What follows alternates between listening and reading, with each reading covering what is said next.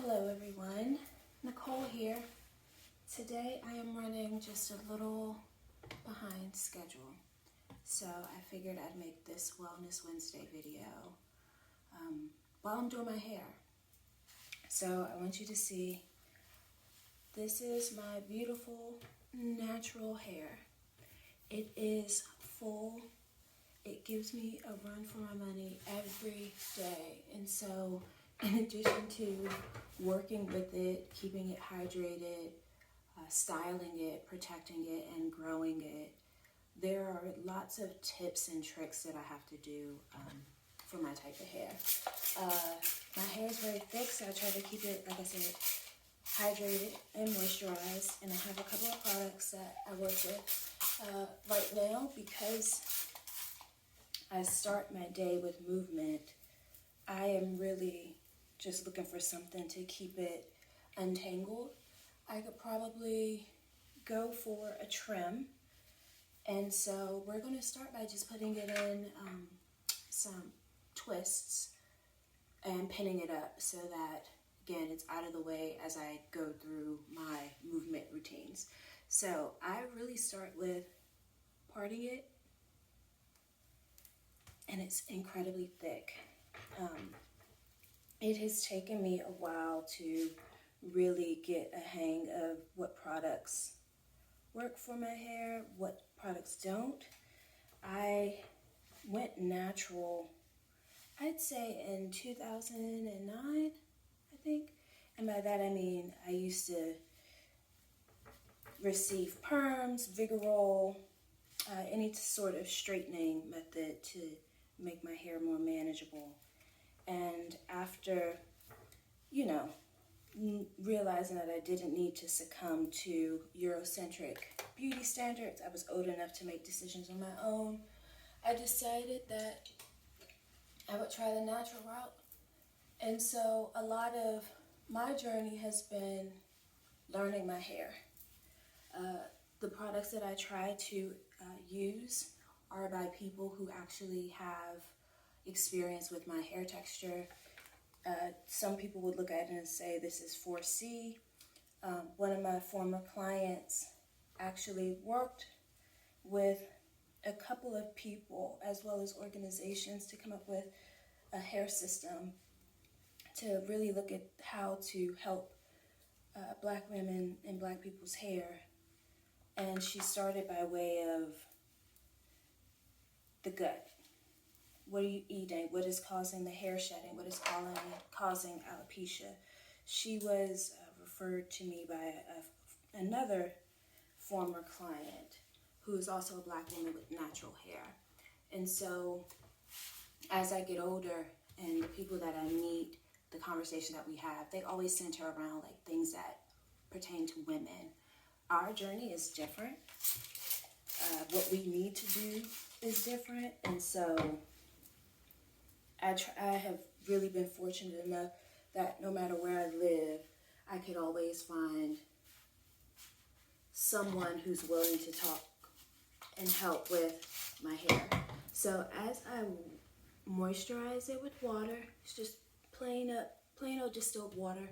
I try to keep my routines because my hair is very particular. So roughly every week I'll boil some water, let it cool down, and then refill my water containers around the house.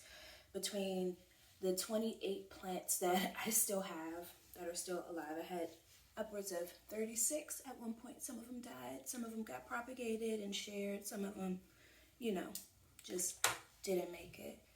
But based on the needs of me and my plants, I have water in different bottles all around the house.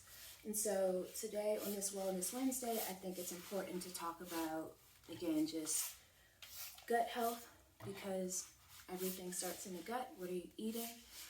A little bit of breath work and hair, because again, my hair shrivels up a lot and it does shed.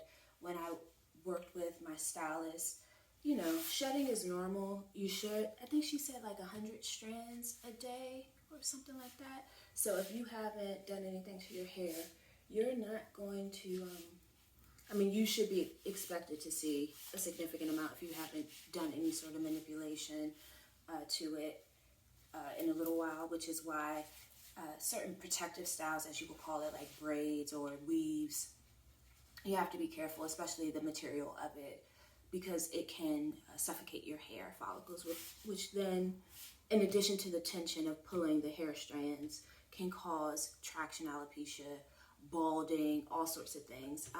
And again, whatever you eat also plays a role in your hair. So you'll see I have pretty significant length, but again, because of my hair type, it shrivels up. So when I first started noticing something was going on with my health, naturally I looked at my diet.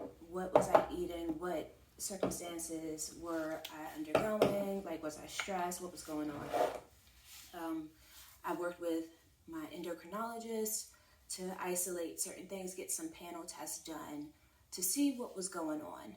Even though I am training as a folk herbalist, there's still lots of things that I don't know and that I'm still learning. So I don't just blanketly jump on one thing and say, okay, this is going to work for me.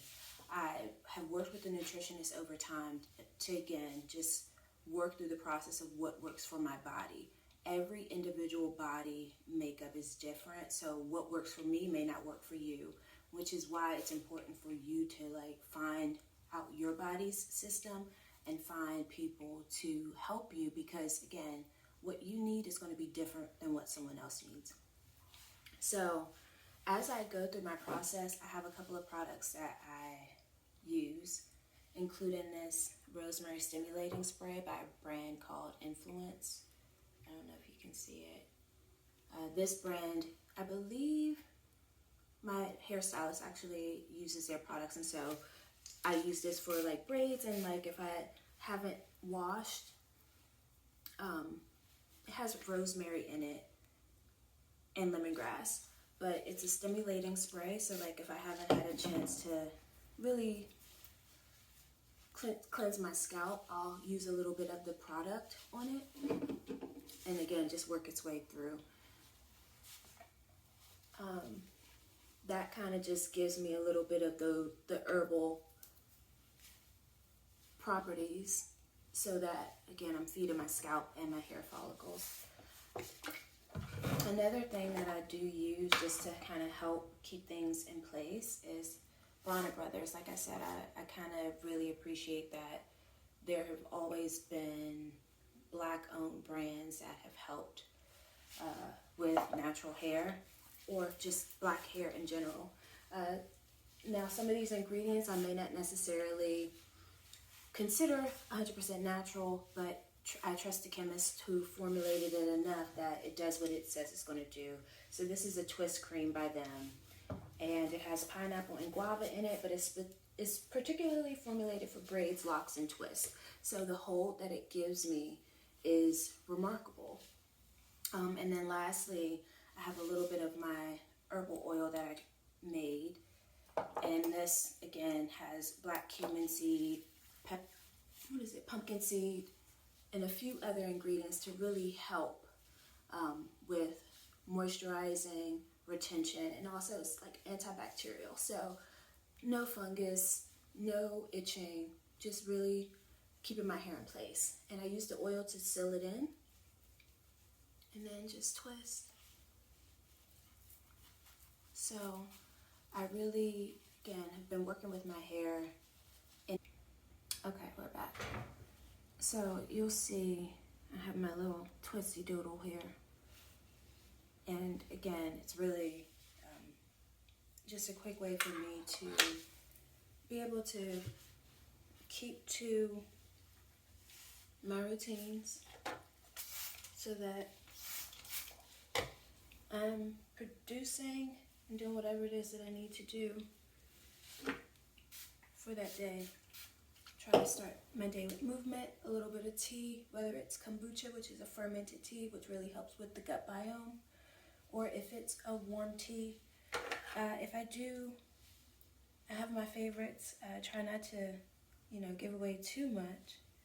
because I think everyone deserves to be able to create their own rhythms. And I, as much as I know we're all consumers, I don't want people to feel like they have to go out and buy something just because I talked about it. So, again, parting. I try to refrain from using too much brushing, wide tooth combs, etc. I try to detangle with my fingers as much as possible, just so that I'm not pulling the hair from the shaft. Like I said, I'm probably due for a trim because getting a little bit of tangles. So there have been times where over the course of me learning how to work with my hair, I have gone in and just gotten frustrated and just chopped my hair off. And I think because I've gone through the transition of being natural, from having more manageable hair that was permed, I had to learn to love my hair, if I'm being honest. I think I'll speak for myself, but you'll notice that a lot of the preferred hair types are those that are naturally curly, and my hair is naturally curly too.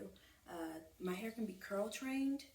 I personally haven't gotten to that process yet because, again, I'm like, how it is right now is how it has grown out of my hair. This is it in its most natural form without manipulation. And so learning how to work with it, curl training then becomes a style. I love my hair so much now. Like when I look at just how versatile it is, I've spent a lot of time doing my hair at home, partly because most hairstylists don't know how to work with black hair. Even black people, like even black hairstylists, some of them will say like, they prefer for you to kind of do stuff to your hair before you come to them. A lot of them aren't trained in natural hair. Like they have to be able to manipulate it, put heat on it in order for them to work with it. And like I said, I don't particularly like to put too much heat on my hair. For the most part, my hair has always been shoulder length or a little bit longer. And so right now my goal is to, again, after some of the health issues that I had, regrow my hair, get it back healthy, happy, in addition to my body, make sure that I have total alignment in like whatever my moving forward wellness life is. And so what I deprioritize is kind of like the aesthetics of all that stuff. Because like I said, in the meantime, my hair, I have a lot of length and it's healthy and it's happy. And so I don't feel the need to like go to someone who does not know how to care for my hair properly. I'm not tender-headed, but when I went through a season where I was always going to hairstylists because the environments that I was working in, they had a preferred look. And if you're a black woman, you know what that is. It's like they want your hair to look straight or, that sort of bit, which is also why I said, like, at this point in my life, I'm really focused on doing what feels right for me, what actually works for me, rather than like what works for society, because what worked for society almost broke me. So, with all that being said, me doing my hair at home, finding great stylists that I can work with, those are my priorities. Like I said, I have a stylist that I work with, but since COVID, there's been a lot of change. And like I said, the world is very interesting right now. So I do most of my hair services at home. I am committed to learning how to do more styles just because, again, just as a woman, I want to be able to do some things for myself and allow going to the hairdresser, the hairstylist to be optional. Because like I said, in the meantime, like sometimes I would find that I was not incentivized to work out or to move my body because I had got my hair done. Meaning like if I had a fresh silk press, I wouldn't work out because I didn't want to sweat and then my edges get puffy, right? So it's little things like that where I'm like, Nicole, you have to figure out what your priority is, like, and get serious and stick to that, because all that other stuff, like, at some point it was clashing. So how I live my life is how I live it. It works for me, and I'm going to keep it that. So I have my little twisties done. I usually just, again, low manipulation, try to get them out of the way. Sometimes I'll have little barrettes and clips. I've really been what you would consider like reparenting myself, meaning taking the time to like really pour into myself. My mom was a working mother of two, a divorced mother of two girls. And so she was often driving herself crazy with this hair and my sister's hair. So she would like kind of ask my sister to do my hair. My sister's really good at doing hair now. So my sister does her daughter, and her son's hair all the time. And she does other people's hair too. She's really good at it because she's had years of practice. And so when I see my family and stuff, I'm like, all right, I need to develop that skill as well, because again, for me, just being self-sufficient is part of like my plan. I love collaborating. I love traveling. And again, sometimes my schedule doesn't adjust to other people's schedule. Everybody has like a full schedule. So I want to make sure that like I know how to do what I need to do in order for me to be okay, if you will, as part of like my life. So again, kind of repeat the same bits. So when I was coming up, I'd say even in college, even in high school, we didn't have the internet. We didn't have YouTubers. We didn't have content creators. We didn't have bloggers. By the time I was in my 20s, we had bloggers and vloggers who were natural hair people who would tell us a little bit about what to do. Of course, we had like hair and style magazines, so we would read those, and we wore braids and things of that nature. But like I said, just with how technology has infiltrated our lives, some of what were like cultural artifacts in the Black community didn't survive. So again, in my career, used to be a fashion, beauty, and lifestyle writer.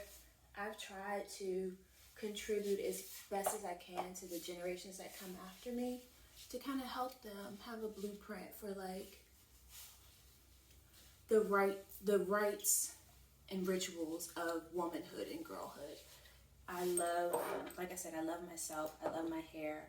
And so just to be able to contribute to the culture in that way has been like very rewarding, if you will. So usually I'll wash my hair weekly. Like I said, Saturdays are usually my wash day, where it takes hours. I try to keep to a schedule. Like the shampoos and stuff that I use really depends on my hair conditions, meaning did I do a deep condition this month? Do I need to do a scalp clarifier?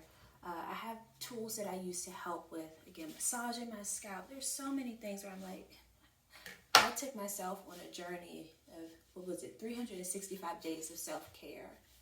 And the way I was able to like just really, really tend to my body's needs made me realize how much I had neglected myself because of the ways in which capitalism demands so much of the human body, especially the Black woman body. Most people do not appreciate when I share how fed up I am with the emotional labor, the physical labor, and the invisible labor that Black women are expected to do to hold up this society. And then, as you see, we're discarded just so readily. The amount of Black women that are currently out of work, the amount of Black women that are figuring out how to make things work, it literally is indicative of a society that denigrates the human body, always has, and I hope that we can stop that. I don't ever want to say, oh, it always will. No. Like, we all need to take a real pause. I see, like I said, from my former clients who like work with Black women, to being a Black woman, to having mostly Black women specialists that I work with, meaning my gynecologist is a Black woman, my therapist is a Black woman. I get to have real conversations with them, like just as a patient, yes, but as a human being, where it's like I ask real questions because I care about myself. I want to live, and I care about other Black women and other Black girls, and I want them to live. So sometimes if I know like there's someone who may not have access to go to the doctors, I'll ask certain questions that are like general health questions that like I can share with others, you know, just because it's like there's no reason for so many things to be paywalled and gatekept. While I understand we all need to make a living, but it's like it doesn't make sense in my mind how as a society we haven't figured out how to come together, unify, and work together, especially for Black women. Like I said, a lot of my journey has been like learning to trust Black women again, because so many Black women have been like crazy evil throughout my career. And I'm sure people would say like I'm not the best person. I have had to evolve because I've had to learn. Most people are still in survival mode, and so I try to give grace where I'm like, that don't have nothing to do with me. Let me just, brush it off. I don't need to internalize that. But it's like, it's literally about to be our detriment. Like, to have tens of thousands of Black women out of work when Black women literally are the framework of society is devastating. And it's like, this is on the heels of the amount of caregiving that we were already put under due to COVID and so many other situations. It's like, y'all really trying to kill us. You know what I'm saying? And it's like, the way that capitalism is spinning its wheels and the way that Black women are literally being steamrolled, I had to save this Black woman. And so, again, when I talk about like collaborations, again, I have conversations with my OBGYN. So like years ago when I first started working with her and we were talking about epigenetics, and like just affirming and things like that, because like I said, I've been able to like heal myself in addition to working with herbs as well as like traditional practitioners. I've been able to like reverse some things, and she is one of the people who is a witness to like some of the things that I was able to do. I won't share too much because it's like personal patient information, but she has a podcast, and she's like an incredible woman who's in the suburbs of Maryland, and I actually don't mind plugging her because I really love her, like genuinely, as like the way that she goes above and beyond to like provide real care for her patients, like in a way where their integrity is still intact. Like her bedside manner is very warm. The people that she hires, everyone is so respectful and kind. And that's not something that you always get with the doctors, especially who are working in Black communities. And even that saddens me in this Black Mecca that I live in. And so that's why I said, like, it's a lot that goes on. It's a lot that I weigh where I'm like, most people only care about money. Most people don't care about the people that they are getting the money from. And sadly, that has spilled into the Black diaspora community. Because, again, it's a melting pot. So just because they look Black, she might be African, like it's a lot of nuance in people's heritage and actual culture. And we're a melting pot where like we look similar enough. We might have the same like certain cultures and artifacts and things of that nature. We might have the same practices, but it's only when you start talking and learning where it's like, oh, yeah, this works, this doesn't. Oh, and in my family we use this. And so because, like I said, my mom's family is Caribbean, there's certain like bush medicine and remedies that we have that, again, do the job, do the trick. But even with all that being said, all of us still have like traditional doctors. That makes sense. And so, like I said, my gynecologist, her practice is called Visionary Women's Health, located in Columbia, Maryland. Dr. Gay Weinstein is her name. She's incredible. If you do find yourself going there, please let her know that I referred you. Anyway, so one of the things that I love about, again, just my own wellness journey was informing my doctors of what it was that I was trying to accomplish for my life. The adverse effects of working in stressful environments led to some premature aging, some not so great stressors on my body, things where like I had to again work with my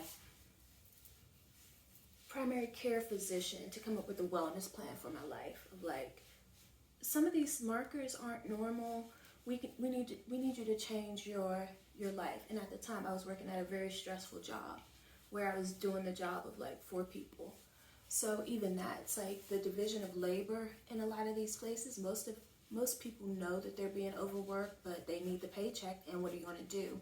So you just kind of smile, grin, and bear it.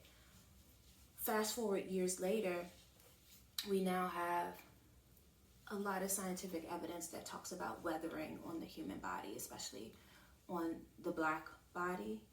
And because trauma gets stored in the body, and unmet needs, unresolved emotions get stored in the body, a lot of my practice has been from that informed place of like, move this way, do this, stretch this way, do this, so that you can actually release the stress from your body.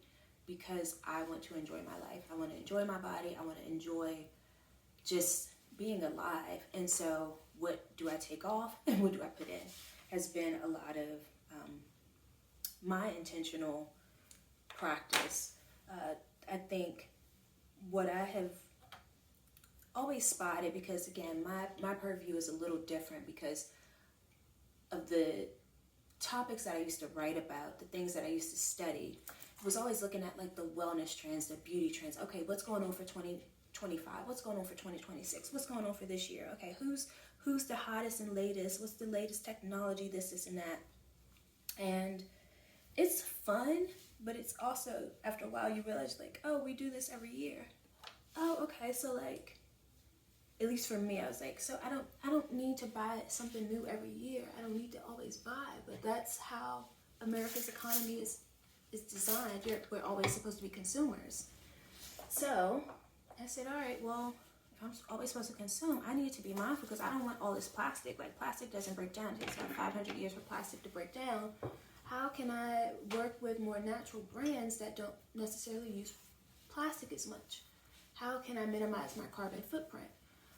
And again, that's kind of what led me back to folk herbalism and bringing back some of the things that like my granny and some of my other family from the Caribbean know to be the best way to provide and care for oneself. My grandma lived till 95. I'm trying to do the same because there's so much to experience, especially when you start talking about travel, which is one of my favorite things to do because I get to learn more, I get to experience more, I get to meet more people, talk more, enjoy food, dance, laughter, that sort of bit. So I want to be able to do that, and I want to be able to do that while my body is healthy and able. So again, most of the time I am minding my business, learning, or out in the world. And so again, the idea of having to be in a machine or like get a membership or a subscription to something doesn't necessarily work with where I am in my life. I have worked with personal trainers and saw success, and so that was instrumental in like building the foundations of helping me to get to like my immediate health goals. At one point I was 199 pounds. I'm probably about like 160 or something like that now. And a lot of that was because I just didn't feel like exercising.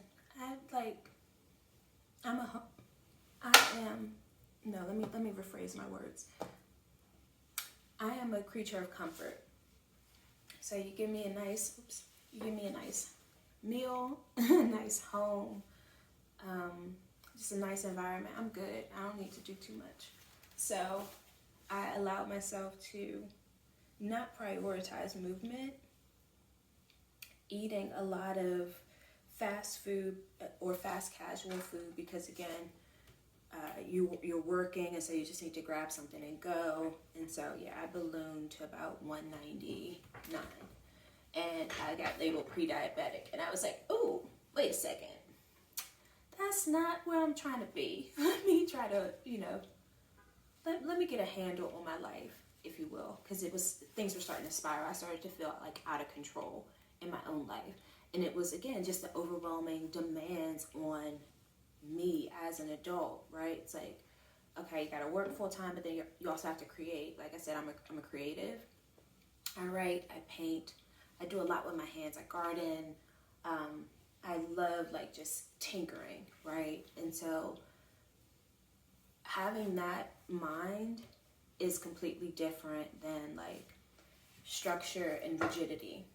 And so most people will tell, like most artists will tell you, we actually don't mind like working corporate or in a like work environment because it gives us the boundaries that we need for our creativity, right? If I know that, because I've been a freelancer as well. And so it's different from delivering a project to a client where it's like you're working one-to-one with them and you're nurturing the project from idea all the way to conception, and then delivery, and then it's out in the world, and then, okay, what do you want to do differently? Like it can be a really laborious process, whereas like in the structure and the confines of like a corporate environment, if you will, you have like the structure of like this team, that team, this team. It's not all on you. And so it allows you to focus on like the one thing that you need to do as an artist, rather than like when you're a freelancer, you're doing your administrative work, you're making sure that you get your billing and your licensing for your software and this and that. And so that's how most of my life has been. My professional life has been like, most of my professional life has been in the freelance contractor capacity. Me going in full time is actually the anomaly of my career. And so because I have that foundational wisdom and understanding and the real practical application of helping so many small business owners, by the time I look at my schedule where I am now, I'm like, I know what works for me. I know what doesn't work for me. I don't have time to fuck around anymore. You know what I'm saying? Like, cool. So let me get this off my plate. Let me get that off my plate. Let me put this on my plate because this is what I need to get from point A to point B for me and my clients, right? All of that matters, right? Because you still want to be able to have the spontaneity of life. I realized that trying to follow someone else's pattern and routine it just threw my entire body out of whack at a time where like I didn't know how to advocate for myself. I didn't know how to do certain things, and that came with time and wisdom, right? Like, so that's why I said, like, just when you start talking about like what your life is, what works for you, I've always been in complete gratitude to the Black women that have helped me like into my journey of womanhood, right? Because more often than not, like the people that I've hired to help me have actually really looked out for me, you know, like as a person, like, and that's why I said like Black women, my Black women practitioners that I work with, like they have always gone above and beyond, and I try my best to always shout them out, whatever platform I'm on, like whoever I'm a colleague to at that time. I refer so many people to so many people because I've been really fortunate to be supported throughout my career and my journey, just by the generosity of spirit of the people who've been set upon my path. And so when I sat down and, you know, looking at, okay, you have all this wisdom, all this knowledge, you've been able to do a book on your own, you paint regularly, you do, you know, you've been able to do this, you worked at this place, you did this award-winning campaign, this and that. And it's like, yeah, but it's not yours, you know, like none of it's yours. Those are always other people's things, right? When it comes to what I'm creating and what I'm producing, there still felt like I needed to tell more, because even though I wrote the book, there's still so much that I think I've been able to pick up as a woman that I'm like, let me reach back and just leave this trail of information so that the next woman who's coming up may be able to benefit from it. Like I said, growing up, we had hair magazines, right? Like we didn't have blogs, but that's because that was like one of the dominant mediums of that time. So we benefited from, you know, being able to go to our corner store, grab our hair magazines, go to the beauty supply store, get what we needed, and do our hair ourselves, do our nails ourselves, you know, like just getting it done. I laugh because my mother, bless her heart, bless her soul, she let me get my eyebrows plucked. And that's when I used to have nice, thick caterpillar eyebrows. And she used to let me get them shaped. So by the time now, I told her recently, I said, Mom, I'm looking into getting eyebrow implants. And she's like, Nicole, if you don't get a stencil and draw them in. And I was like, but I need a permanent solution. So again, just the beauty things that women do. And I saw the brand Bliss. They posted on Threads yesterday. They said, millennial women, it was like, we know we overplucked our eyebrows. And I just laughed. I responded on their thread because it's true. Like, certain things that we did where it's like, now you're older, you're like, shit, if I have a daughter, I'm not going to let her pluck her eyebrows because we didn't know. You know, we were just following the trends. We were reading the magazines, all the magazines, Essence, Ebony, Vogue, Harper's Bazaar, Cosmo, you know, and all those companies that we invited into our homes, our lives. We entrusted our bodies with them. You know, it kind of set the framework for like where we are now. So by the time we get to the internet, where places like YouTube, Instagram, Facebook make it easy for everyone to have a platform, everyone to have a say, I have felt the need to remember that I know a lot. Remember that I've been doing this since I was a teen. And sometimes it's not about more, it's about getting back to the basics. And so, like I said, for me, like doing my hair, learning how my body responds to certain foods, how my body responds to certain movements has been a vital part of my lived experience. And I'm grateful for it. I think everybody has to figure out what works for them. I have spent tens of thousands of dollars on products and services, if not more, to be honest. Just really determining, okay, and then what? Okay, and then what? Okay, and then what? Okay, and then what? Like, keep at this. And then, again, hitting a plateau and then being like, okay, well, something new, something. And I'm like, what is your goal? What are you doing? What are you trying to accomplish? As I mentioned, when I was in fashion school, we had to learn the science of textiles and fabrics, and again, bringing it all together with like me now, studying more of the indigenous folk herbalism, is because I needed to bridge the gap. I think the more that we buy stuff from the store, the more we're disconnected from the earth. And I say that to say, like, most people just go to the grocery store and buy what they need, right? They have no idea about the process it takes to get there, the logistics of it, who grew it, what that farmer needed. Most people won't think that far. But again, everything starts from a seed. Most things start from a seed. The things that are man-made, they start from chemicals and polymers. But for the most part, some of what I learned in fashion school was like, again, just how we are consuming, how we're creating on a large scale. By the time I went to nonprofit land and we're looking at agriculture and growing, and we're working with subsistence farmers, and we're seeing where they're getting their seeds from and their crops, and how some seasons the crop yields are horrible, and like because they have pest infestation, and so they're not going to be able to bring their goods to market. You just begin to see how the world really works. And like I said in the video on Monday, where it's like I started to become a wellness warrior in the sense of like ecology, right? Like, what are we doing to this earth? You know, like, what are we doing to the earth?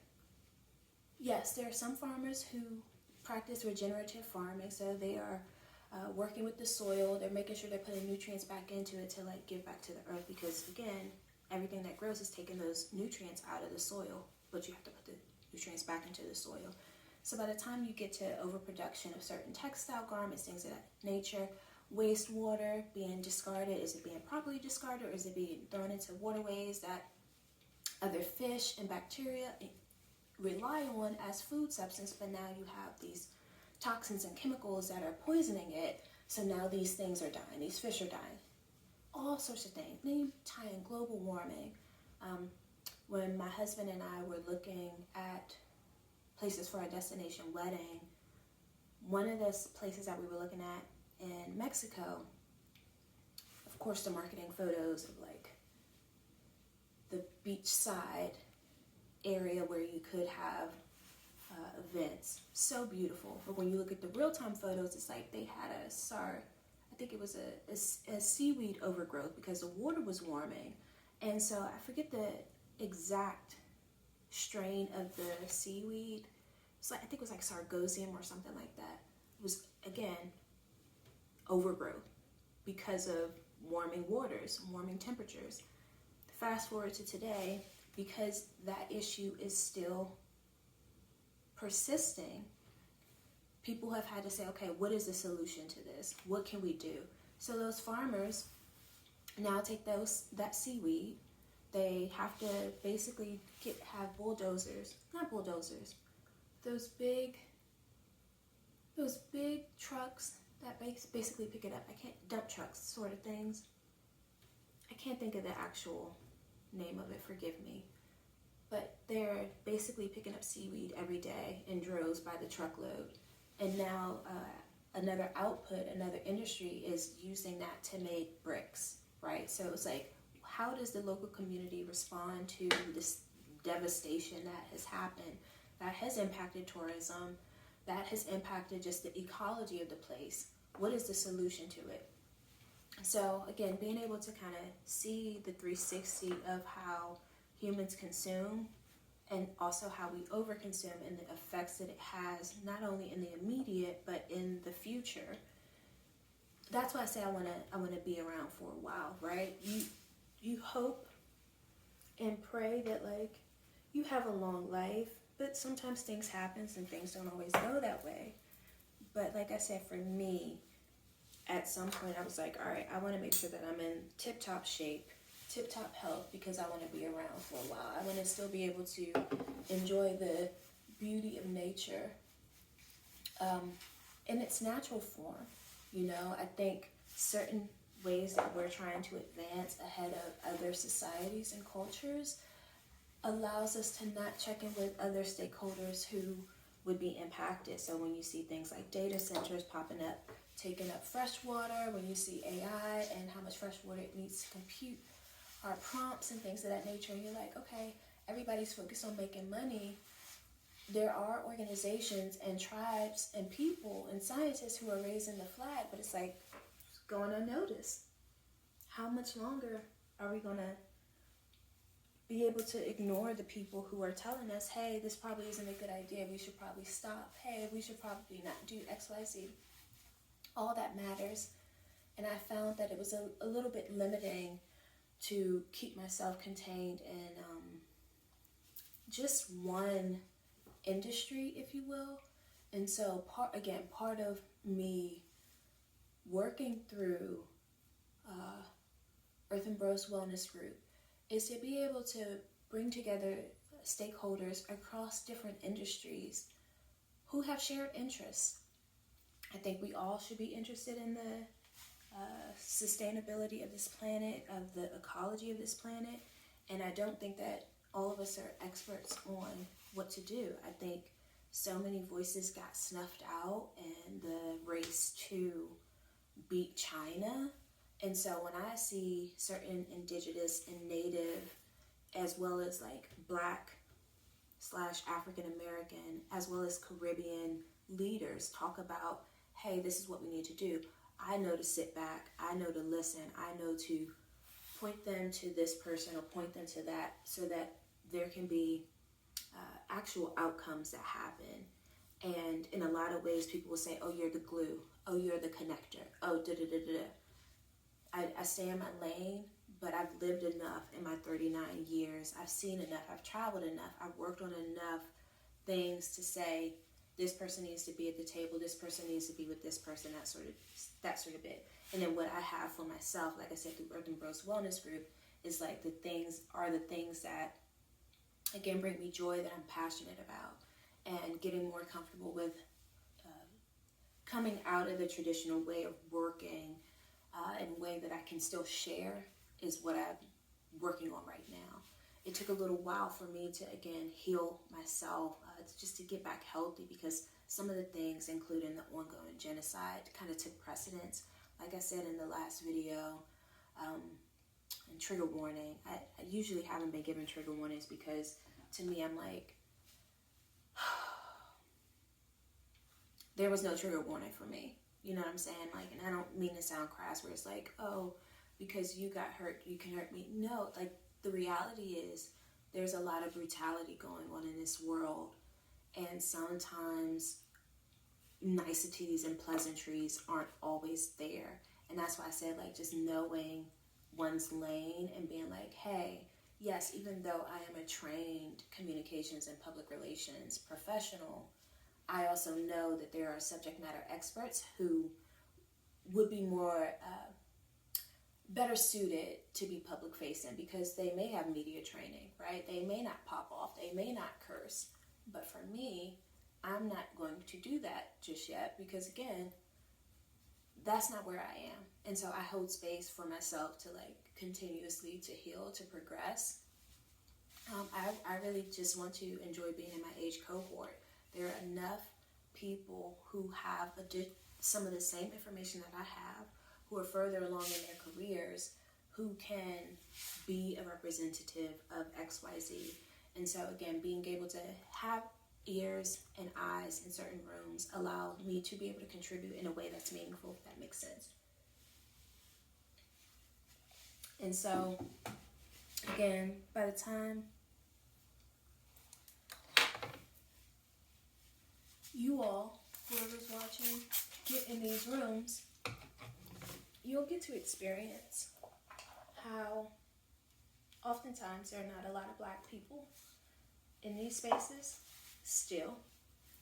And I was constantly reminded throughout my career about that, like, you know, not everyone gets to be here. And I'm like, okay, and I know that. And that's why I'm going to speak for the people who are marginalized voices in groups, because they're not here. And again, there are a lot of things that I've had to take on the chin. And I just chalk it up to game.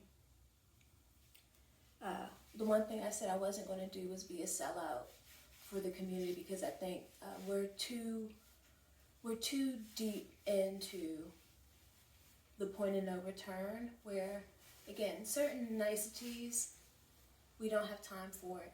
People are literally suffering day in and day out. We have ICE terrorizing people. The National Guard is in Washington, D.C. We have President Trump doing his presidency however he sees fit. He seems to have a vendetta against everyone who spoke ill of him during his first term, and he enraged enough people that decided that their interests were more important than the collective interests of human civilization, and as such, we are on the brink of extinction. And I'm not exaggerating. Some of the people that are in our professional network are, like I said, scientists, as well as CSR experts who literally are like, hey, you know, we know Davos happens every year, and we also know that, again, we have about 2 more years before we're at the point of no return when it comes to reversing some of the devastating effects of the human carbon footprint. And then again, it's just like everybody just needs to have existential anxiety about like where things are going. So for me, when I got to that point, I'm like, I'm just going to enjoy my life because they don't listen. The collective they of white men in power do not listen.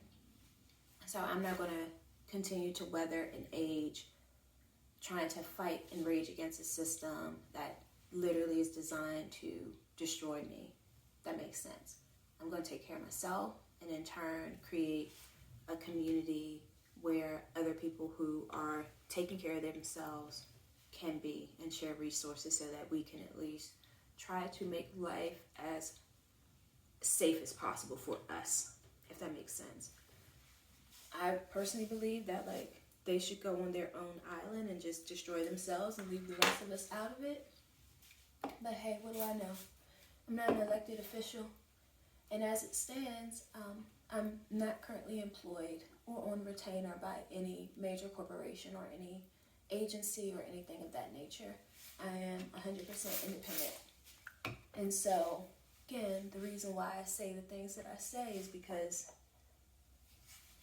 like many other Black women, we warned people. We told them what will happen. And they didn't listen. So, I'm not putting my mind, body, spirit, and soul on the line for people who don't listen. Figure it out. I'm going to just literally do my hair, move my body. Again, make sure my community and I are good. My family and I are good. I would love to be able to, again, reach my hair goals. Maintain a healthy weight like I'm doing. You know, and enjoy life. I think there are a few things that just at this stage, when you start to say, what does it look like to be sustainable? For me, it was needing less, right? It's saying, yes, every season there's going to be some beautiful garment, some beautiful piece of furniture, some beautiful art that's going to come out. Do you need to buy it all, right? I went through a period where my self-love journey included buying flowers. And after a while, I'm like, it's just one more thing for me to have to take care of. In addition to 36 plants, in addition to cleaning the house or hiring someone and working through the logistics of when are they coming, is someone going to be at the house and I was like, again, all this stuff is couched is like, here's this gift to you. And it's just one more thing to tend to. One more thing taking up space in my head, right? And I'm like, that's not how I want to live. Again, like when you start, I think it's a real gap in the conversation around like this whole soft life, boss babe, you can have what you want, this and that. And I'm like, please let people know how much effort it takes to maintain things. In addition to a house, my husband and I have been homeowners for 10 years, not longer. That maintenance, repairs, roofing, power washing, right? Like, and then if you want to update something, like real money, real time, when you buy something and you get solidified and you get set in place, like you start to fill it with stuff. And after a while, you're like, I filled it with how much stuff? Do I still need this? Oh my gosh, you bought this, and then especially as a woman, because again, advertising, PR, marketing, we are marketed to, and we eat it up, and I love it, right? So there was a period I went through where it's like, oh, I buy coffee mugs, and then it's like, my husband is like, you bring one more mug in this house, and I was like, okay, yes sir, I got you. I won't bring another mug into this house, right? So then it's like, okay, pillows. Oh, you got another pillows? Yeah, I went to Home Goods. Ooh. So then I had to learn to control myself, control my spending, like, just because it's pretty don't mean you need to buy it. You can admire it and leave it right damn there. Leave it there. Take a picture of it if you like it. Come back 24 hours, 48 hours. If you still feel that same need to acquire it, then do it. Like, there was a lot that I had to, again, as a woman, prioritizing. You like to travel, but then you still have to keep this very real structure maintained, right? And then again, when you start talking about income, right? This is going a little bit off of the idea that things are happening in separation of one another. They're not. The things that women are able to do with their money is remarkable. If I was to tell you the different cost centers that I have, just as a independent person who has had to hire bookkeepers to work on the business stuff, it is remarkable what I've been able to do with so little. So I know that like I could be even more of a blessing with more, you know, because I've never gone without, and the people around me have never gone without. That makes sense. I've always been charitable, whether it was through my actual labor, free labor, invisible labor, or actual product and service, always giving back to the community, etc. And then again, where I'm at this point right now, where I'm like looking at who's pouring into me. It's a very small list, very small list of people, and that's fine. I'm in a period of refinement, so I don't mind, because again, with where I'm trying to focus now, I have to be more discerning. I have to be more selective. My time is finite. That's the only thing I don't get back, right? Like when I look up, like I said, I turn 40 in a few weeks, and I'm like, I'm about to turn 40. Oh my gosh. I appreciate all the things that I've been able to accomplish up until this point, all the places I've been able to travel. And now I'm like, again, I want to continue traveling. I want to continue seeing the world. I want to continue meeting up with friends and family and, you know, enjoying what we have while we're here, because it's not promised to any of us. So part of that is, again, making sure I'm of sound mind, body, and spirit to be able to do that. Starting my day in gratitude, a little bit of breath work, meditation, movement. Recently, again, changing up my rhythm and my pace to match what it is that I need it to be. And that looks different. So I don't try to tell other people what works for them. What works for me right now is a lot of movement. I don't like sitting too much. So that also is something I'm looking at. When it comes to remote work or independent contracts and assignments, I'm open to certain things. I wound up shutting down my body care store because right now my heart's not in it. It's not in it, and that's as far as I'll go with that. It's been too much that's going on with funding and angel investors and conversations around equity and what I want to give up in order to get another round of funding and this and that. And it's like, with where the world is right now, yes, I could bring to market another body care company. I can actually expand it into different markets. But that's, like I said, that's not where my heart is, because some of the sourcing that I was having to do regarding the fabrication of the containers, when you start talking about scale and you think about footprint and you think about the retail model, even the difference between going from direct to consumer versus wholesale versus retail, just as a single individual, because it started as a hobby and I quickly began to see how it would go if I continued pouring time and money into it. By the time I got a business mentor and we talked about margins and things of that nature, it was clear that it was on its way to becoming a global brand. And I know that I needed a team. And when you have so many people who are still operating in the former model of profit before people, I'm like, I need a little bit more time to be able to find the qualified people who would want to not only invest, but also work. So, again, still have the overall wellness group, but just stop production on the body care side of things.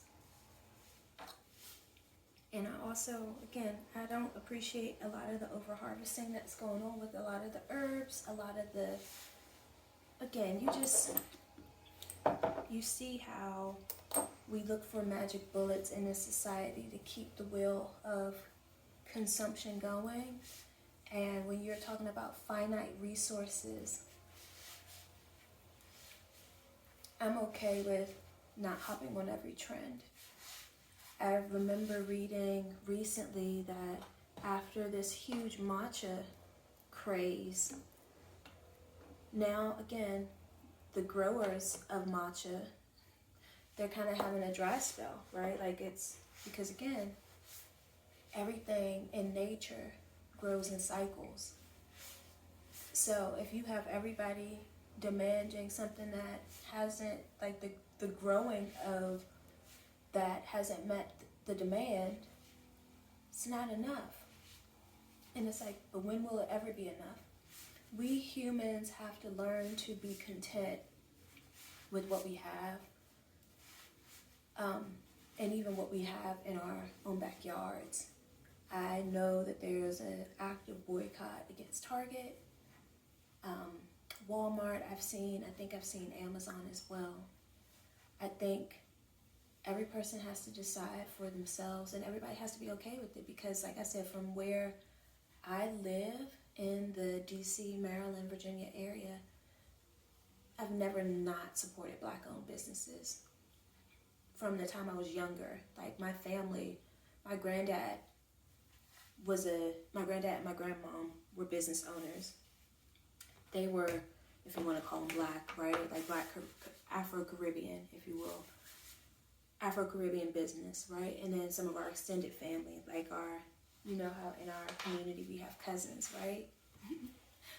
Some of our cousins were Black-owned business owners, Black entrepreneurs. Never not supported Black-owned businesses from the time I was a youth, right? Like growing up, my grandma's neighbor, every Friday she would sell dinners, right? So they're not cooking, we just go over to her house, buy us a little fish plate, right?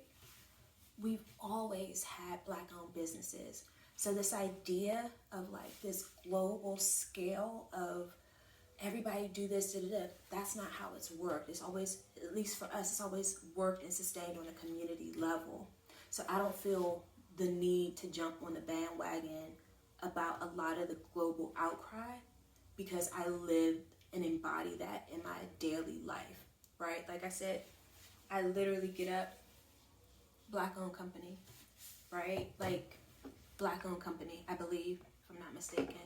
A lot of who and what I am is because of Black-owned companies, Black-owned brands.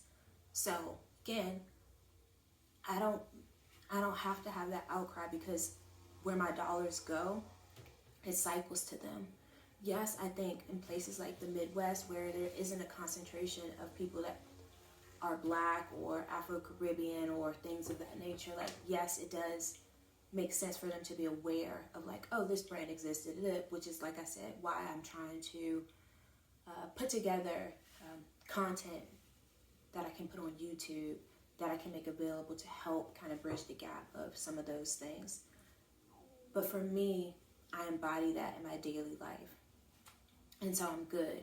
With that being said, when I do and when I have gone to Target and Walmart in my area, the people that work there are mostly Black and people of color. You have some white people. But when you start talking about boycotting certain brands, and it's like you're directly harming the people you say you care about, and I can't support that, right? Because it doesn't make sense to me. So that's why I say, like, there needs to be more voices to have these conversations where it's like, what's the goal? Because you're saying boycott this, but you're literally messing with the local economy. Do you know what I'm saying? Like, so when they can't work, what happens? I see what happens for the teens who don't have jobs, who don't have things and programs to get involved in Prince George's County, right? Like, part of my community. We see the stuff that they do, the crime that happens. We see it. We live through it. They need programs. They need activities. They need stuff to do. And you always have nonprofits that try to bridge the gap to help them. You know what I'm saying? Like, and that's why I said, like, this area, it's very different than most places in the United States. I'm really aware of that. But it still happens here. You know, like, we have so much freedom to just take our Metro card and get in and out of Maryland, DC, and Virginia at a hop, skip, and a jump, right? Like, I could just hop on a train and go to Pentagon City and go shop. I can go get high fashion and low street fashion just in an hour. So I don't need to necessarily like participate in a lot of the larger initiatives, right? Like, where I live, I have all of that in a hop, skip, and a jump. But again, when we have loud voices who are saying this, and that, and it's like, I get it. People want to help. People are angry. People want to do X, Y, Z. And I'm like, just focus on you and yours. Because again, when y'all are telling them to boycott this and that company, you also aren't offering other employment opportunities for those same people that are going to be impacted by your decision to be so loud about boycotting Target. Do you see what I'm saying? Like, where are the black companies that have the capital that Target has to be able to employ those same people so that when they lose their jobs, they have some place to go? Right now, we have tens of thousands of black women who are out of work. And I hope that everyone is able to figure out how to get their money and, again, keep and maintain whatever it is they need to keep and maintain. But we can't cut off our nose to spite our faces. Everybody's angry. I get it. We need relief. We need money. We need actual change and progress that is more than just lip service that we are used to getting, that's more than just politics, etc. But like I said, when I leave my house, when I drive around my community, like, I'm very clear on like how this stuff works. I'm very clear on who helps and who harms, if that makes sense. Because again, even within the Black diaspora, there's anti-blackness in there.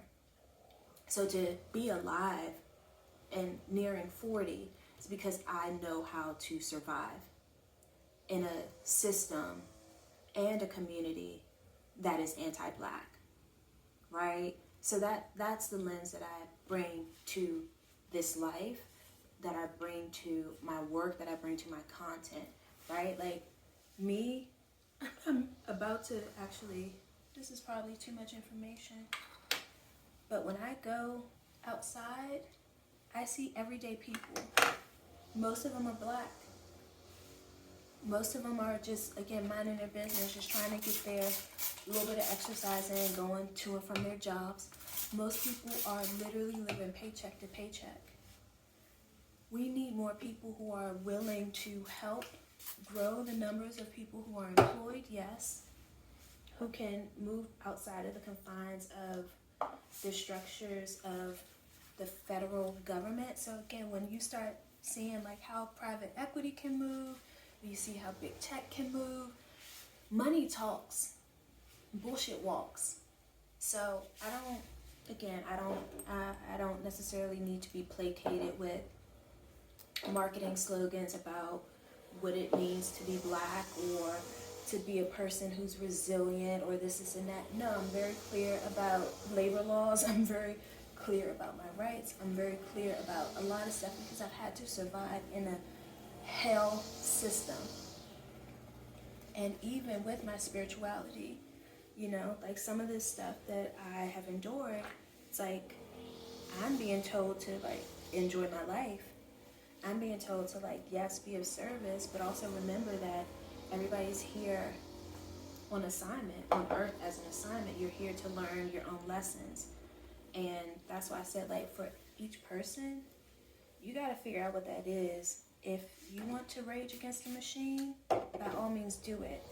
The amount of activists that get sick and the amount of people that, again, are harmed by the system, I wish everybody well. You know, like I have literally for years supported so many organizations, so many people, so many GoFundMes for people's funerals, health care, just like any extra dollar that I've had, I have given it to help the community.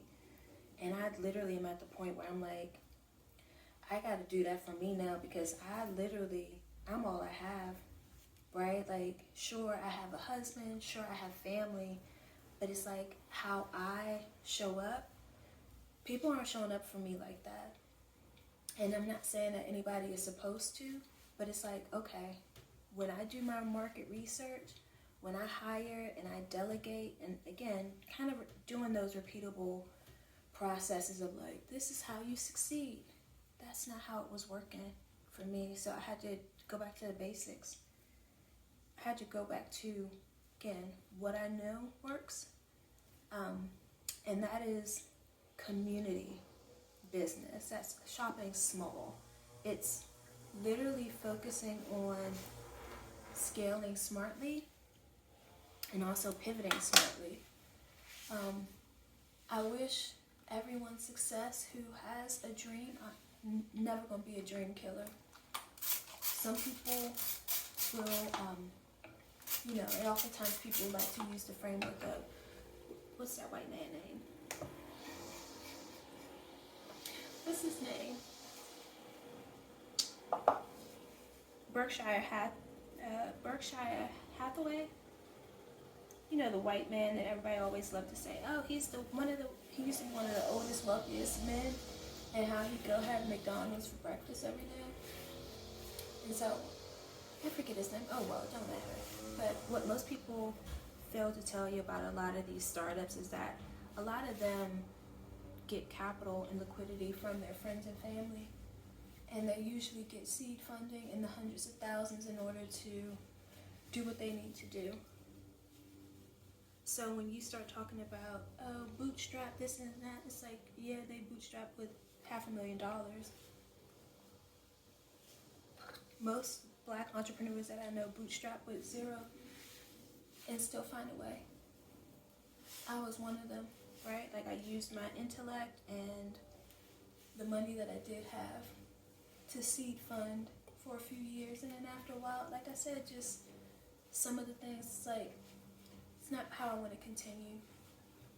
I think I'll resume production when I actually can do right by employees and things of that nature, because I don't want to pay anybody a lowly wage. And that's something else that, again, we talk about. You talk about the wealth disparity. And again, this is all wellness, because I don't understand how you can separate finances from people's well-being. Most people aren't living on a farm and doing their own agriculture. Most people aren't doing their own child care or their own administration of medicine. Most people need health care. Most people need housing. Most people need clean water. Most people need food. And that means they're relying on other people, other industries to support them. And so by that admission, we're all relying on the circulation of money to help us make our goals happen, even if it's just for that day, right?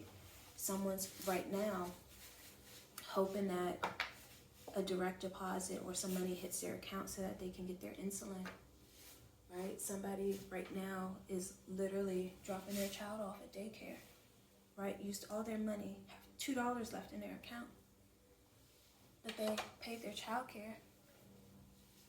You know, these are the times we're living in. Federal minimum wage is $7.25 an hour. Hasn't changed in like a decade. But billions of dollars are going to war. In a lot of ways, America feels like a joke. And like I said, the idea that we can somehow overlook that Turtle Island and its original inhabitants are still fighting for certain basic needs. And again, we don't learn about Turtle Island. We learn about the founding fathers of America being white men.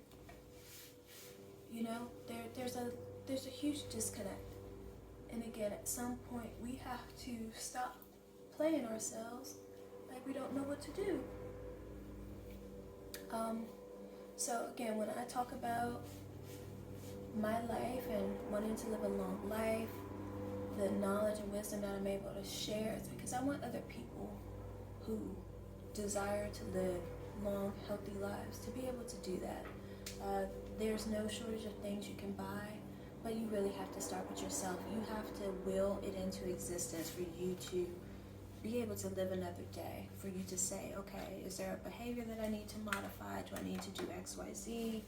What can I do? What do I already have that I can leverage?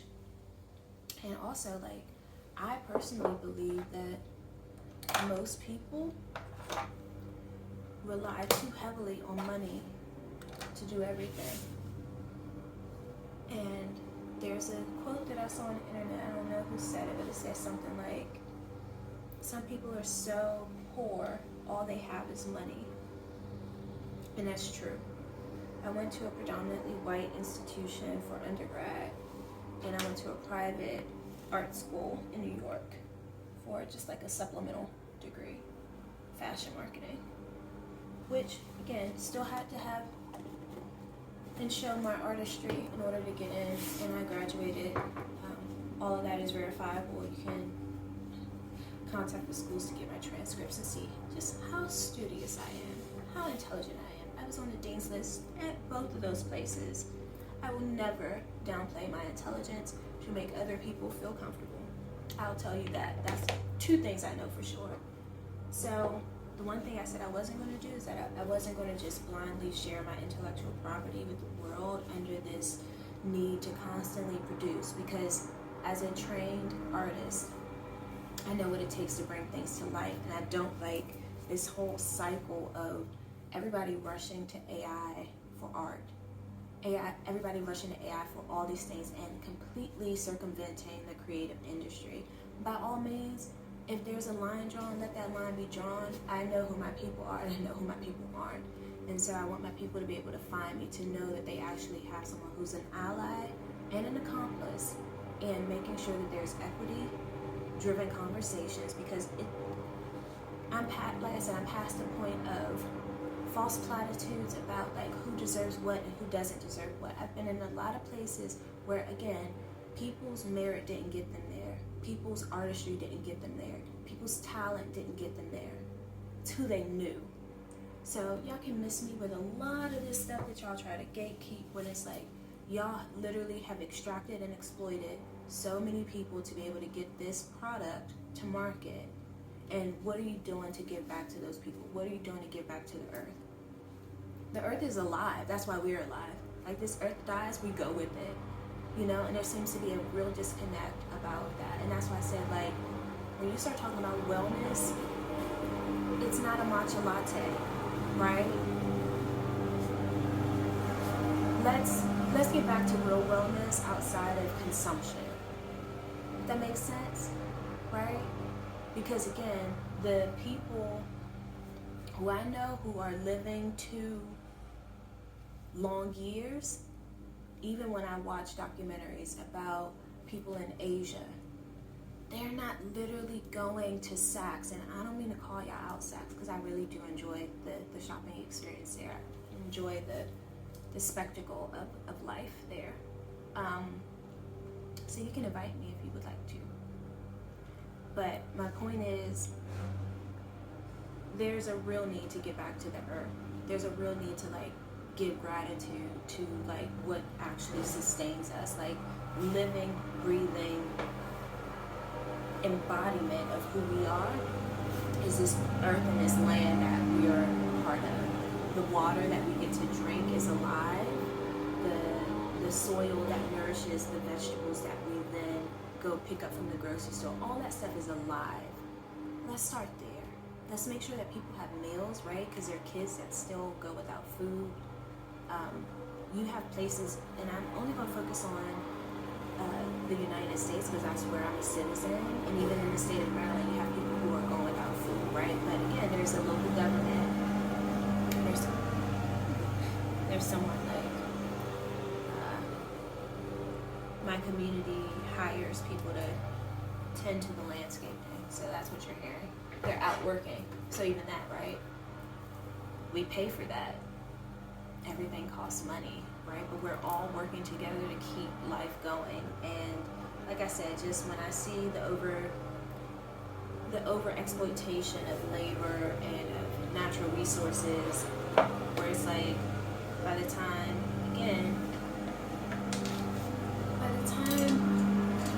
the next generations come, what will be left? What's going to be left? If we continue down the path that we're going down, there will be no earth left for them to inherit. So we have to get smart. And it starts with our individual choices as a consumer.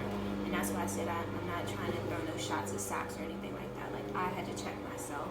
I had to say, okay, you have 7 days a week. What are you doing with your time? You say you want to accomplish this. What are you doing with that? How does this fit into that? Okay, that's why I say for me, like when I buy stuff now, I buy it because it has a purpose. Me choosing to focus on my gut health was because, again, I saw how the misalignment was having an impact on everything that I was doing. So I had to adjust my schedule, my sleep pattern, what I eat, what I drink, what I talk about, what I listen to. All of those things changed. What I write about, all of that. Focus on yourself on an individual level. What is the minimum that you need to be your full self, right? For some people, they are breatharians. It's a real thing. You should research it if you're interested. For them, that works. May not work for everyone. One of the things that I also did recently was invest in, like I said, just some hair supplies. I do a lot at home, so I'm able to do hair steam treatments, facial steam treatments. I have my hair dryer. I have like braiding hair extensions. I'm really just trying to, I needed to see what it was that I wanted to be a part of my routine, right? My wellness, right? My practice. Because eventually this will sustain itself and it enables me to go travel the world. And I know how to take care of myself anywhere in the world. That's the gist of it. Everybody's routine is going to look different.